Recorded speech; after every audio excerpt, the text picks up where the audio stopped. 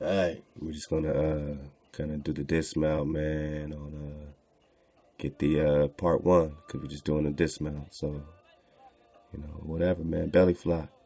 So we're just talking Cibola, we're talking Calalus, we're talking Estevanico, who died in Hawikuh. Like I said, Hawikuh is referring to the 7 cities of gold. We're talking Hawikuh, so Estevanico is the first non-native to ever visit this New Mexico. Remember, that's where your Los Lunas, commandments are, your 9 commandments, right there in Hawikuh, right there in New Mexico. Cities of gold, cities of gold. He recorded its native name at the time as Cibola, though others who accompanied him wrote it as Cibola. So Cibola is Hawikuh. Cibola is Hawikuh. And this is the Coronado document, I leave it for you, of the situation and condition of the 7 cities called the kingdoms of Cibola. Cibola. And you got another great document right here with the forbidden histories talking the same thing in Cibola. They're talking about the Roman Jewish colonies that are already here. When? Man, we're talking the Roman Jewish colonies. We're talking the Israelite colonies and Native American legend occurring, causing the source waters to return to the underground, subsiding day by day until about 1000. That's the Anasazi migration, right?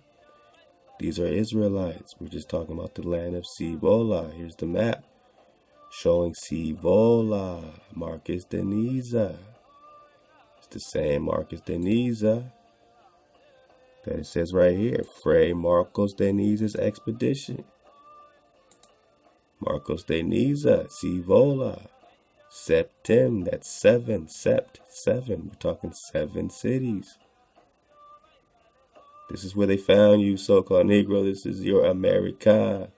This is your promised land. Septim, 7, Cibola, Granata, California, Granata, Cali. Granata means pomegranate, man. Pomegranate refers to what? Remember Joshua and the spies getting the pomegranate from the promised land? Utah, we're talking water, we're talking Septimania, we're talking Cibola, the 7 cities of Cibola, 7 cities of gold. Oh man, we're just doing a belly flop, a belly flop dismount, man, on the Chronicle of Akakor. Wonderful drop. We just finished up, man. Let everyone surfing the wave. Oh, hold up. Yeah, we're just talking Cibola. Let's get this right quick.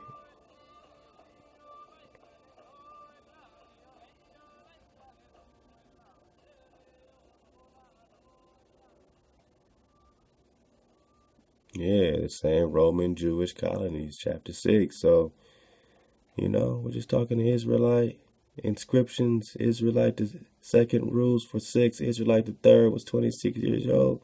All this is in their inscriptions. All this is found in Arizona. This is Calalus, Jacob, Israel. This is what's being found on all these artifacts.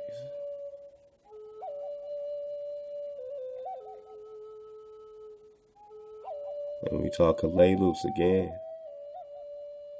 when they keep calling a Jewish Catholic state in America, what, in the 700s? For real though? For real, in the 700s? Now you can link this back to your Solomon the Builder, your King Solomon, your Prester John, the dynasty splitting, the Northern Kingdom war that was going on with these Russes and this Texas.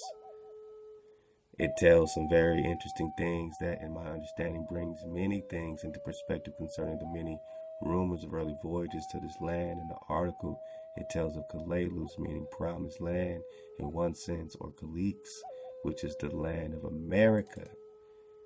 So all this talk about Calalus and Cibola, and Calalus is Cibola. We just got that. It's just referring to the promised land. Just referring to the Theodorus and those that were ruling it. These Ame'rican, these Tidros, these Ame'rican, these Davidic princes reconquering the American empire of Calalus. Calalus was ruled by the Sylvanus Totexas, Solomon the Builder. So is this Solomon? Was it formerly ruled by Solomon and then the kingdom was split, just like the Most High said it would be when he passed? Now you have war, and now you have Theodorus coming to reconquer it, representing either the northern kingdom or southern kingdom, all going down in the 700s.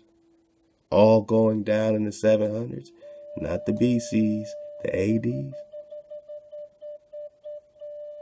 I mean, are we surfing the wave to say that King Solomon, Priest King, Prester John, King David is all cracking around here around the 700s-ish? And when the Prester John says he's taken 6 baths in the fountain of youth and returned to the age of 32 in his letters, is he playing you? If that letter was in 1165 or something, could he have taken 6 baths in the fountain of youth like he said? Which would push him back to around this time? We're just talking Solomon. Sylvanus Totexas, Solomon the Builder, the hereditary ruler of the former Israelite, not Jewish, Romani, India colony. Calalus was founded in the 1st century BC, dodged a hijack, by the Babylonian exarch known as Sylvanus Ogam or Sylvanus Brabo, Solomon II Babylonian exarch. Alright, man. We're talking the Swan Knights. We're talking the ships of Solomon. He had a fleet of trading vessels known as the ships of Solomon or swan boats. The ships are shaped like swan. So after the defeat of Sylvanus Totexas, the members of the royal family were sent back to Europe. Now we're connecting these pigs, where they were under the protection of Nehemiah Theodorus, who had just reconquered Calalus. And why would he protect, you know what I'm saying, someone he just captured unless they were Israelites as well? If you go to war, if the northern kingdom is going to war against the southern kingdom and one gets captured, they will still be under the protection of Israelites wherever they go. Sylvanus Totexas, the members of the royal family were sent back to Europe, where they were under the protection of Nehemiah Theodorus and his family. So yeah, man, we're just talking all of this going down with this Hawikuh. This Estevanico really popping it off as the first native African to reach the present day continental United States. They should throw a parade for this guy. His name is Esteban de Dorantes Estebanamor Mustafa. And he's the first non-native to enter these holy cities, these holy grounds, and they're using him. They're using him to bring their weapon of war. And this is what they used the Moor for with the treaty. In Cibola, Francisco Vasquez de Coronado conquered the Pueblo in 1540, hoping it was the legendary 7 cities of gold. He recorded his native name at the time as Cibola, though others were accompanied him, wrote it as Cibola. Calalus, Promised Land. In their accounts, it had been conjectured that his name comes from the word meaning buffalo, Coronado. We were just getting that. Coronado was severely disappointed by the lack of gold, but wrote that as far as I can tell, these Indians worship water. So they had an affinity for pure water because it made the corn grow and sustain their life. After the Pueblo, he reported that although they are not decorated with turquoises nor made with lime or good bricks, nevertheless, they are very good houses. There are very good houses with 3 or 4 or 5 stories, where there are very good apartments and some very good rooms under kivas.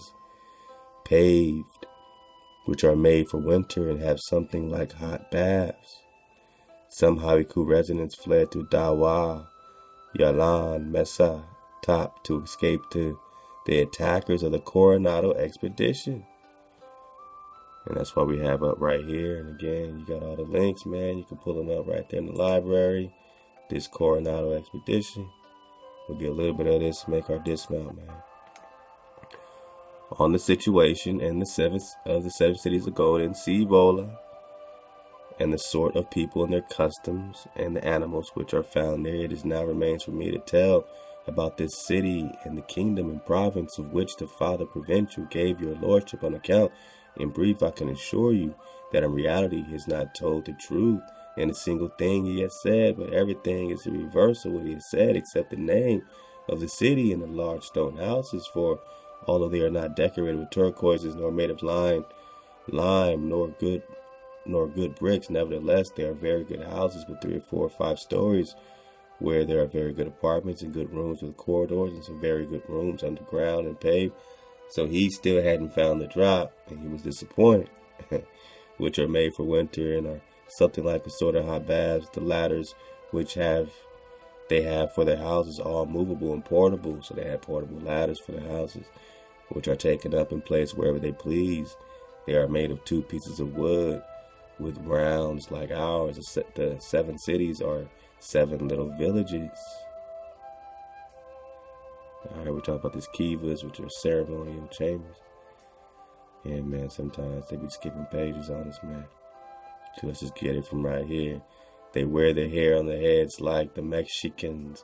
They all have good figures and are well bred. I think they have a quantity of turquoises. Man, what's up with these turquoises?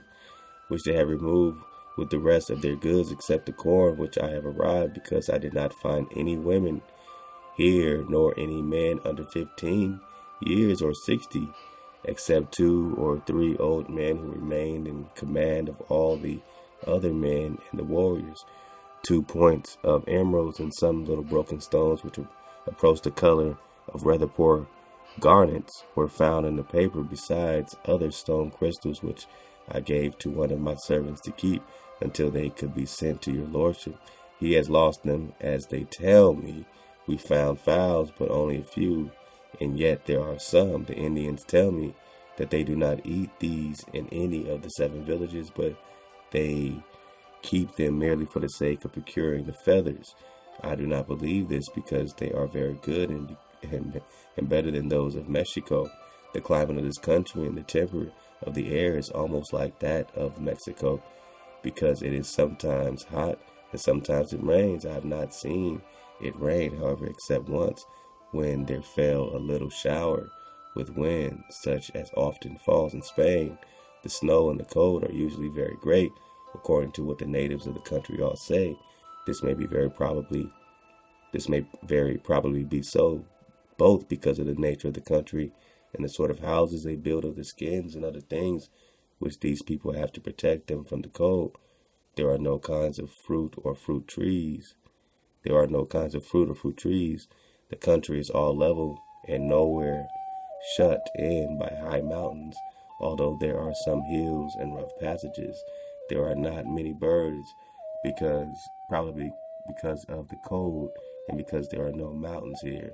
There are no trees fit for the firewood here, because they can bring up enough for their needs from a clump of a very small cedar 4 leagues distant.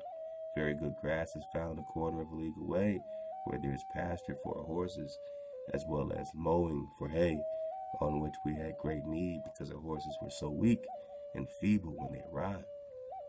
So yeah, sound like he think he's somewhere near the drop, but he's kind of still like in a desolate place that doesn't have a lot of drop, as opposed to what he heard about, this Hawikuh in this particular cities. They're all looking for the gold. Where's the gold? Where's the gold?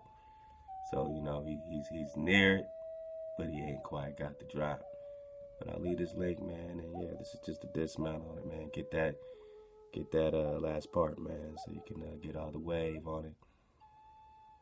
And yeah, man, I guess we got a little time to do a fantastic, man, Tyrone Street. Love the Tyrone Street, man, my bro, man. Been surfing his way for a long time, man. Love the Tyrone Street, man. I mean, hey, we're going to do a dismount like this, man. Go ahead and surf the wave with the Chronicle of Akakor. Keep vibing, man. Keep digging on the realness. Man, if you don't feel like this in this redemption season, you ain't surfing the wave, man. Love to the home team. Oh, yeah, baby. This the real jig.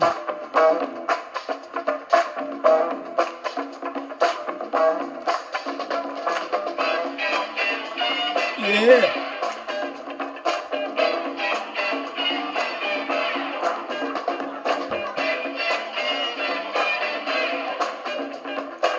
Yeah, young bucks, y'all get it from somewhere, man.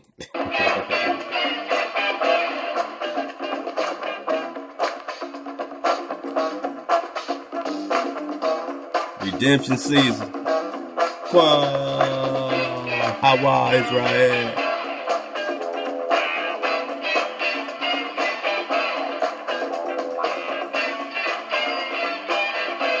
Indian powwow.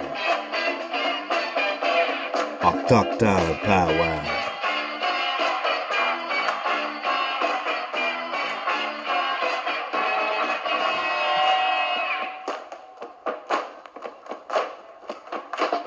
Oh, yeah.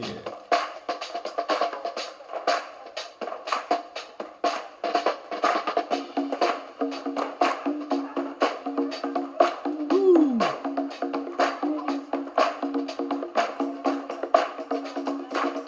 Too real, too true.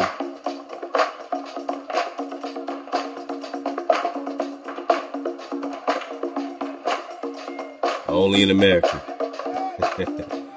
My copper colored people, only in America. So much swag.